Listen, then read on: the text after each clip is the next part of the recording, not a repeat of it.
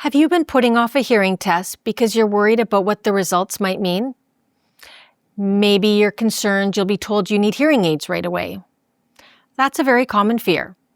Today I want to explain what a hearing test actually tells us, what it doesn't tell us, and how decisions about hearing aids are really made. Hi, I'm Jennifer, owner of Hear at Home in North Vancouver. I'm a registered hearing instrument practitioner and a certified dementia practitioner. Since 2009, I've provided professional, compassionate hearing care in people's homes and in our clinic. At Hear at Home, we focus on clear explanations, careful evaluations, and helping you feel confident about your choices. So let's start with what a hearing test actually is. A hearing test looks at how well you hear different sounds in speech. It helps us understand your hearing levels and patterns.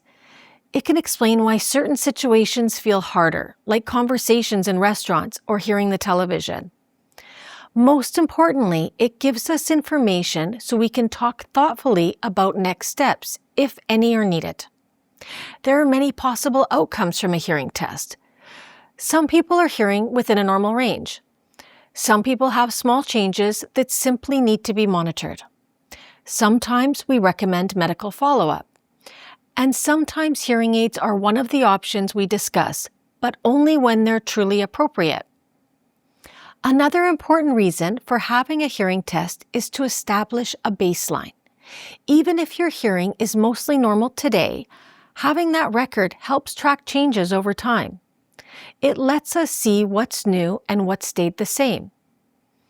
We also often send a copy of your hearing test results to your family doctor for you, with your permission. That helps them see the bigger picture of your health over time and can be useful if questions come up later. So when do hearing aids usually enter the conversation? They're typically considered when hearing changes are affecting your daily life.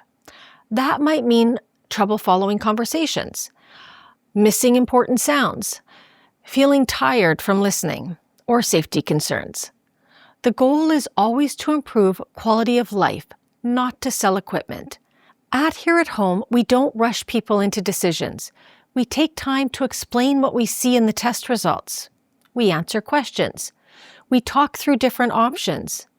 And we make sure you feel comfortable before moving forward. A hearing test also doesn't force you to buy anything. You don't need to decide on the same day. We also encourage you to bring a family member or a friend if that would make you feel more comfortable.